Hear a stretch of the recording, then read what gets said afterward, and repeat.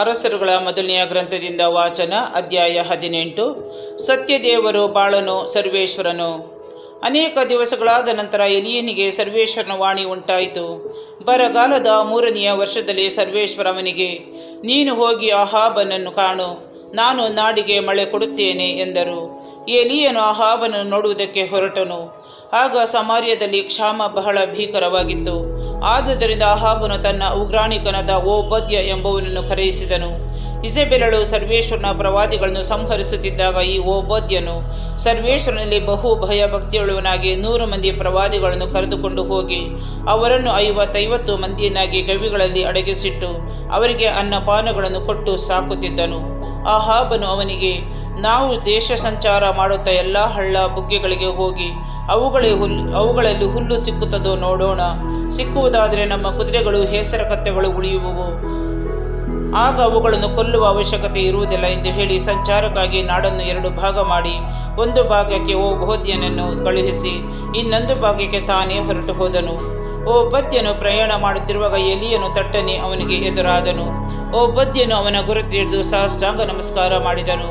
ತಾವು ನನ್ನ ಸ್ವಾಮಿ ಎಲೀಯರು ಎಂದು ಕೇಳಿದನು. ಎಲೀಯನು, ಹೌದು, ನೀನು ಹೋಗಿ ನಿನ್ನ ಒಡೆಯನಿಗೆ ಎಲೀಯನು ಬಂದಿದ್ದಾನೆಂದು ಹೇಳು ಎಂದನು. ಅದಕ್ಕೆ ಓಬದ್ಯನು, ಅಹಾಬನು ನನ್ನನ್ನು ಕೊಲ್ಲುವ ಹಾಗೆ ತಾವು ನನ್ನನ್ನು ಅವನ ಕೈಗೆ ಒಪ್ಪಿಸುವುದೇಕೆ? ನಾನೇನು ಪಾಪ ಮಾಡಿದೆ? ತಮ್ಮ ದೇವರಾದ ಸರ್ವೇಶ್ವರನಾಣೆ, ನನ್ನ ಒಡೆಯ ಸೇವಕರನ್ನಟ್ಟಿ ನಿಮ್ಮನ್ನು ಹುಡುಕದ ಜನಾಂಗವಾಗಲಿ ರಾಜ್ಯವಾಗಲಿ ಒಂದೂ ಇಲ್ಲ. ಆ ಜನಾಂಗ ರಾಜ್ಯಗಳವರು ಎಲೀಯನು ನಮ್ಮಲ್ಲಿರುವುದಿಲ್ಲ ಎಂದು ಹೇಳಿದಾಗ ಅವನು ಅವರಿಂದ ಪ್ರಮಾಣ ಮಾಡಿಸಿದನು. ಹೀಗಿದ್ದರೂ ತಾವು ನನಗೆ ಎಲೀಯನು ಬಂದಿದ್ದಾನೆಂದು ನಿನ್ನ ಒಡೆಯನಿಗೆ ತಿಳಿಸು ಎಂಬುದಾಗಿ ಆಜ್ಞಾಪಿಸಬಹುದೇ? ನಾನು ತಮ್ಮನ್ನು ಬಿಟ್ಟು ಹೊರಟ ಕೂಡಲೇ ಸರ್ವೇಶ್ವರನ ಆತ್ಮ ತಮ್ಮನ್ನು ನನಗೆ ಗೊತ್ತಿಲ್ಲದ ಬೇರೊಂದು ಸ್ಥಳಕ್ಕೆ ಒಯ್ಯುವುದು. ನಾನು ಹೋಗಿ ಅಹಾಬನಿಗೆ ಹೇಳುವಷ್ಟರಲ್ಲಿ ತಾವು ಅವನಿಗೆ ಸಿಕ್ಕದೆ ಹೋದರೆ ಅವನು ನನ್ನನ್ನು ಕೊಂದು ಹಾಕುವನು. ನಾನು ಚಿಕ್ಕಂದಿನಿಂದ ಸರ್ವೇಶ್ವರನಲ್ಲಿ ಭಯಭಕ್ತಿಯುಳ್ಳವನಲ್ಲವೇ?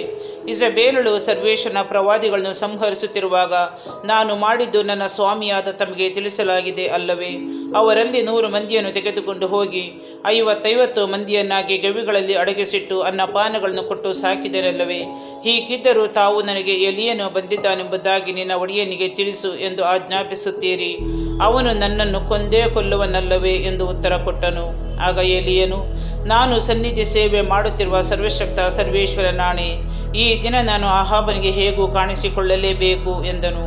ಓಬದ್ಯನು ಅಹಾಬನ ಬಳಿಗೆ ಹೋಗಿ ಅವನಿಗೆ ಈ ಮಾತನ್ನು ತಿಳಿಸಿದನು. ಅಹಾಬನು ಎಲೀಯನನ್ನು ಎದುರುಗೊಳ್ಳುವುದಕ್ಕಾಗಿ ಹೊರಟು ಬಂದು ಅವನನ್ನು ಕಂಡ ಕೂಡಲೇ, ಇಸ್ರಾಯೇಲರಿಗೆ ಆಪತ್ತನ್ನು ಬರ ಮಾಡಿದವನೇ, ನೀನು ಬಂದಿರುವಿಯಾ ಎಂದನು. ಅದಕ್ಕೆ ಎಲೀಯನು, ಅವರಿಗೆ ಆಪತ್ತನ್ನು ಬರ ಮಾಡಿದವನು ನಾನಲ್ಲ, ಸರ್ವೇಶ್ವರನ ಆಜ್ಞೆಗಳನ್ನು ಉಲ್ಲಂಘಿಸಿ ಬಾಳನ ವಿಗ್ರಹಗಳನ್ನು ಪೂಜಿಸಿದ ನೀನು ನಿನ್ನ ಮನೆಯವರು ಅದಕ್ಕೆ ಕಾರಣರು. ನೀನು ಈಗ ಎಲ್ಲ ಇಸ್ರಾಯೇಲರನ್ನು ಇಜಬೇಲಳಿಂದ ಪೋಷಣೆ ಹೊಂದುವ ಬಾಳನ 450 ಮಂದಿ ಪ್ರವಾದಿಗಳನ್ನು ಹಾಗೂ ಆಶೇರ ದೇವತೆಯ 450 ಮಂದಿ ಪ್ರವಾದಿಗಳನ್ನು ಕರ್ಮೆಲ್ ಬೆಟ್ಟಕ್ಕೆ ಕರೆಯಿಸು ಎಂದು ಹೇಳಿದನು.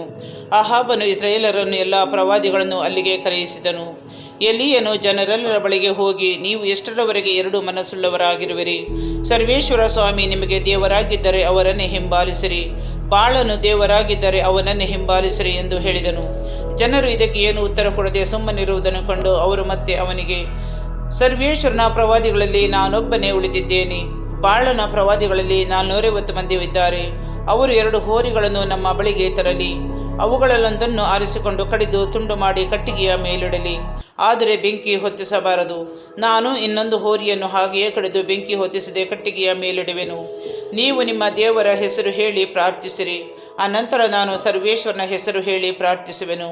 ಅವರಿಬ್ಬರಲ್ಲಿ ಯಾರು ಆಲಿಸಿ ಬೆಂಕಿಯನ್ನು ಕಳುಹಿಸುವನೋ ಅವನೇ ದೇವರೆಂದು ನಿಶ್ಚಯಿಸೋಣ ಎಂದನು. ಜನರೆಲ್ಲರೂ, ಸರಿ, ನೀನು ಹೇಳಿದಂತೆಯೇ ಆಗಲಿ ಎಂದು ಉತ್ತರ ಕೊಟ್ಟರು. ಆಗ ಎಲೀಯನು ಬಾಳನ ಪ್ರವಾದಿಗಳಿಗೆ, ನೀವು ಹೆಚ್ಚು ಮಂದಿ ಇರುವುದರಿಂದ ಮೊದಲು ನೀವೇ ಒಂದು ಹೋರಿಯನ್ನು ಆರಿಸಿಕೊಂಡು ಅದನ್ನು ಸಿದ್ಧಪಡಿಸಿ ನಿಮ್ಮ ದೇವರ ಹೆಸರು ಹೇಳಿ ಪ್ರಾರ್ಥಿಸಿರಿ, ಆದರೆ ಬೆಂಕಿಯನ್ನು ಹೊತ್ತಿಸಕೂಡದು ಎಂದನು. ಅಂತೆಯೇ ತರಲಾದ ಹೋರಿಗಳಲ್ಲಿ ಒಂದನ್ನು ಅವರು ತೆಗೆದುಕೊಂಡು ಸಿದ್ಧಪಡಿಸಿದರು. ತಮ್ಮ ದೇವರಾದ ಬಾಳನ ಹೆಸರು ಹೇಳಿ, ಬಾಳನೆ ನಮಗೆ ಕಿವಿ ಕೊಡು ಎಂದು ಹೊತ್ತಾರೆಯಿಂದ ಮಧ್ಯಾಹ್ನದವರೆಗೂ ಕೂಗಿದರು. ಆದರೆ ಯಾವ ವಾಣಿಯೂ ಕೇಳಿಸಲಿಲ್ಲ. ಅವರು ಪೀಠದ ಸುತ್ತಲೂ ಕುಣಿದಾಡಿದರು, ಆದರೂ ಯಾರೂ ಉತ್ತರ ಕೊಡಲಿಲ್ಲ. ಮಧ್ಯಾಹ್ನವಾದ ನಂತರ ಎಲೀಯನು ಅವರನ್ನು ಪರಿಹಾಸ್ಯ ಮಾಡಿದನು. ಗಟ್ಟಿಯಾಗಿ ಕೂಗಿರಿ, ಅವನು ದೇವರಲ್ಲವೇ? ಈಗ ಒಂದು ವೇಳೆ ಅವನು ಧ್ಯಾನದಲ್ಲಿ ಇರಬಹುದು, ಇಲ್ಲವೇ ಯಾವುದೋ ಕೆಲಸದಲ್ಲಿ ಅಥವಾ ಪ್ರಯಾಣದಲ್ಲಿ ಇರಬೇಕು, ಇಲ್ಲದಿದ್ದರೆ ನಿದ್ರೆ ಮಾಡುತ್ತಿರಬೇಕು. ಎಚ್ಚರವಾಗಲಿ ಎಂದು ಹೇಳಿದನು. ಅವರು ಗಟ್ಟಿಯಾಗಿ ಕೂಗಿ ತಮ್ಮ ಪದ್ಧತಿಯ ಪ್ರಕಾರ ಈಟಿ ಕತ್ತಿಗಳಿಂದ ರಕ್ತ ಸೋರುವಷ್ಟು ಗಾಯ ಮಾಡಿಕೊಂಡರು. ಮಧ್ಯಾಹ್ನದಿಂದ ನೈವೇದ್ಯ ಸಮರ್ಪಣೆಯ ಹೊತ್ತಿನವರೆಗೂ ಪರವಶರಾಗಿ ಕೂಗುತ್ತಿದ್ದರು. ಆದರೂ ಯಾವ ವಾಣಿಯೂ ಕೇಳಿಸಲಿಲ್ಲ. ಯಾವನೂ ಅವರಿಗೆ ಉತ್ತರ ಕೊಡಲಿಲ್ಲ. ಅವರನ್ನು ಯಾವನೂ ಲಕ್ಷಿಸಲೂ ಇಲ್ಲ. ಆನಂತರ ಎಲಿಯನು ಜನರೆಲ್ಲರನ್ನು ಹತ್ತಿರಕ್ಕೆ ಕರೆದನು. ಅವರು ಬಂದರು. ಹಾಳಾಗಿದ್ದ ಅಲ್ಲಿನ ಸರ್ವೇಶ್ವರ ಪೀಠವನ್ನು ದುರಸ್ತು ಮಾಡಿಸಿದನು. ಸರ್ವೇಶ್ವರನಿಂದ ಇಸ್ರೇಲ್ ಎಂದು ಹೆಸರು ಹೊಂದಿದ ಯಾಕೋಬನ ಮಕ್ಕಳಿಂದ ಉತ್ಪತ್ತಿಯಾದ ಕುಲಗಳ ಸಂಖ್ಯೆಗೆ ಸರಿಯಾಗಿ 12 ಕಲ್ಲುಗಳನ್ನು ತೆಗೆದುಕೊಂಡು ಸರ್ವೇಶ್ವರನ ಹೆಸರಿಗಾಗಿ ಒಂದು ಪೀಠವನ್ನು ಕಟ್ಟಿಸಿದನು. ಅದರ ಸುತ್ತಲೂ ಸುಮಾರು 20 ಸೇರು ಬೀಜವರಿ ನೆಲವನ್ನು ಅಗಿಸಿ ಕಾಲುವೆ ಮಾಡಿಸಿದನು. ಕಟ್ಟಿಗೆಯನ್ನು ಪೀಠದ ಮೇಲೆ ಪೇರಿಸಿ ಹೋರಿಯನ್ನು ಒದಿಸಿ ತುಂಡು ಮಾಡಿ ಅದರ ಮೇಲೆ ಇಟ್ಟನು.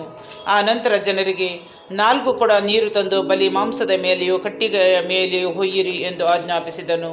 ಅವರು ಅಂತೆಯೇ ತೆಗೆದುಕೊಂಡು ಬಂದರು. ಇನ್ನೊಂದು ಸಾರಿ ತನ್ನಿ ಎಂದು ಹೇಳಿದನು. ಅವರು ಇನ್ನೊಮ್ಮೆ ತಂದರು. ಅವನು 3ನೆಯ ಸಾರಿ ಅದೇ ಪ್ರಕಾರ ಆಜ್ಞಾಪಿಸಲು ಅವರು ಮತ್ತೊಮ್ಮೆ ತಂದು ಸುರಿದರು. ನೀರು ವೇದಿಕೆಯ ಸುತ್ತಲೂ ಹರಿಯಿತು. ಇದಲ್ಲದೆ ಅವನು ಕಾಲುವೆಯನ್ನು ನೀರಿನಿಂದ ತುಂಬಿಸಿದನು.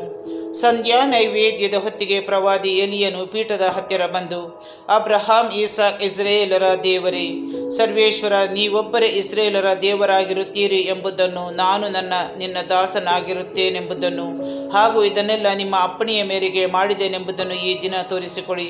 ನಮಗೆ ಕಿವಿಗೊಡಿ ಸರ್ವೇಶ್ವರ, ನಮಗೆ ಕಿವಿಗೊಡಿ.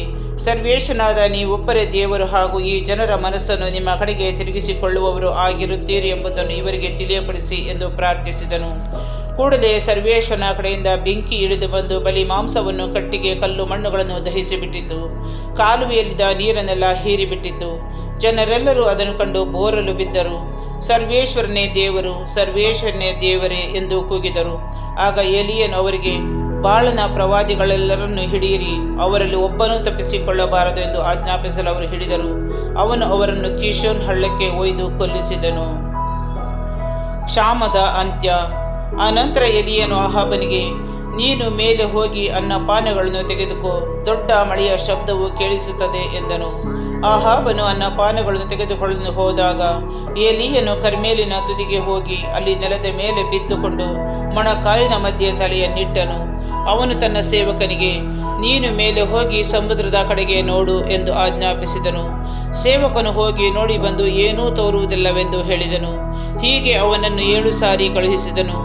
7ನೆಯ ಸಾರಿ ಆ ಸೇವಕನು, ಅಂಗೈಯಷ್ಟು ಚಿಕ್ಕದಾದ ಮೋಡವು ಸಮುದ್ರದಿಂದ ಏರಿ ಬರುತ್ತಲಿದೆ ಎಂದು ತಿಳಿಸಿದನು.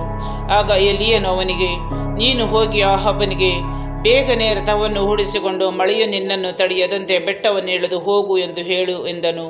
ತುಸು ಹೊತ್ತಿನಲ್ಲಿ ಆಕಾಶವು ಮೋಡಗಾಳಿಗಳಿಂದ ತುಂಬಿ ದೊಡ್ಡ ಮಳೆ ಪ್ರಾರಂಭವಾಯಿತು. ಆಹಾಬನು ರಥದಲ್ಲಿ ಕುಳಿತುಕೊಂಡು ಜೆಸ್ರೀಲಿಗೆ ಹೋದನು. ಸರ್ವೇಶ್ವರನ ಹಸ್ತ ಎಲಿಯನ ಸಂಗಡ ಇದ್ದುದರಿಂದ ಅವನು ನಡು ಕಟ್ಟಿಕೊಂಡು ಆಹಾಬನ ಮುಂದೆ ಓಡುತ್ತಾ ಜೆಸ್ರೀಲನ್ನು ಸೇರಿದನು.